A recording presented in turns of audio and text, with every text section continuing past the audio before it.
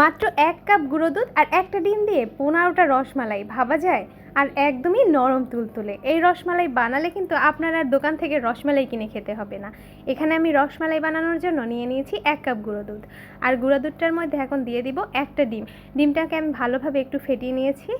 Half টিস্পুনের মতো দিয়ে দিলাম বেকিং পাউডার। আর এখন ডিমটাকে দিয়ে ভালোভাবে এটাকে হাত দিয়ে একটু মেখে নিব।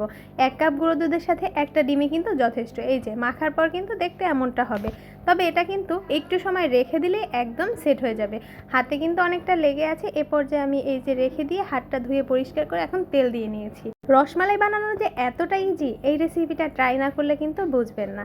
এই যে ভালোভাবে আমি তেল দিয়ে মথে নিয়েছি, আর এতে কিন্তু একদমই রসমালাইগুলো সফট হবে। চুলায় একটা ফ্রাই প্যান বসিয়ে এর মধ্যে আমি দিয়ে দিলাম 2 কাপ লিকুইড দুধ।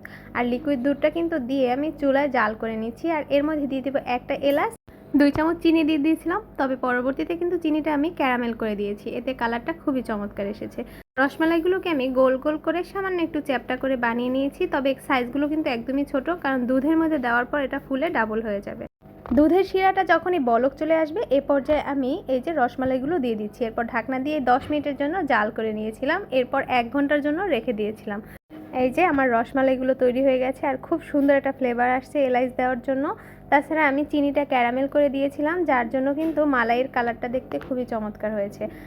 একবার হলেও বাসায় এভাবে রসমালাই বানিয়ে ট্রাই করে দেখবেন, আমি নিশ্চিত আপনাদেরও ভালো লাগবে। আজ এ পর্যন্তই, আল্লাহ হাফেজ।